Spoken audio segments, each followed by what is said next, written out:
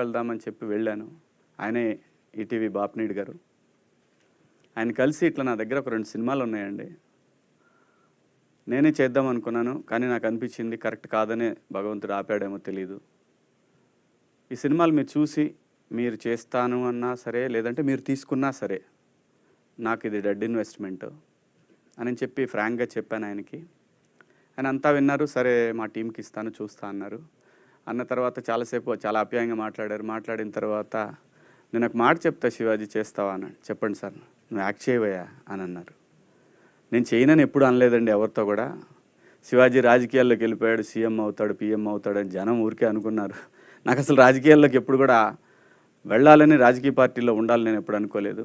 కేవలం ఆ రోజున్న ఎమోషన్స్, ఆ డివిజను, ఆ ప్రాంతం అనే ఎమోషన్ తోటి నేను ప్రజల కోసం కనెక్ట్ అయ్యాను. రాజకీయాలు నేను ఎప్పుడు కూడా చేయాలనుకోలేదు, చేయలేదు కూడా. సో నన్ను అలా ఇంకా శివాజీ రాడు సినిమాలు చేయడానికి అని చాలామంది అనుకున్నారు కాబట్టి అలా అవాయిడ్ అయిపోయానండి నేను. మీరు ఇస్తే చేస్తా సార్ అన్న, మీరు చెప్పండి ఏదన్నా ఉంటే చేస్తానన్నాను. ఒక 1.5 month 2 months తర్వాత ఒకరోజు ఈటీవీ నుంచి కాల్ వచ్చింది. ఆయన పేరు సత్యనారాయణ గారు. ఒకసారి సాయికృష్ణ గారిని కలుస్తారని అంటే అప్పుడు మన నితిన్ గారు వాళ్ళు కలిశాను నేను.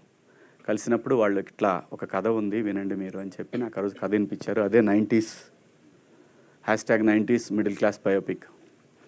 చాలా బ్యూటిఫుల్ స్క్రిప్ట్ అండి. వెంటనే నేను విన్న తర్వాత జస్ట్ 10 minutes తర్వాత చెప్పాను. చెప్పిన తర్వాత ఓకే అండి చేద్దామని చెప్పాను. అదే ఇంకా ప్రొడక్షన్ అంటే సెట్స్ మీదకి వెళ్తుంది అన్నప్పుడు నాకు బిగ్ బాస్ ఆపర్చునిటీ వచ్చింది. కానీ యాక్చువల్గా ముందు ఇదే నేను యాక్ట్ చేయటం ఫస్ట్ ఇదే. కాకపోతే మళ్ళీ రీఎంట్రీ స్క్రీన్ మీద మాత్రం బిగ్ బాస్లో కనిపించాను అందరికీ. సో బిగ్ బాస్ వచ్చింది. తర్వాత వీళ్ళకి కూడా చెప్పాను, ఇట్లా బిగ్ బాస్ వచ్చిందండి, మరి నాకు పలానా రోజు అడుగుతున్నారు, మీరు ఆలోపు ఫినిష్ చేయమంటే చేశారు. 90s షూటింగ్ స్టార్ట్ అయింది. నా వల్లనే తొందరగా స్టార్ట్ చేశారు, నా కోసమే స్టార్ట్ చేశారు తొందరగా.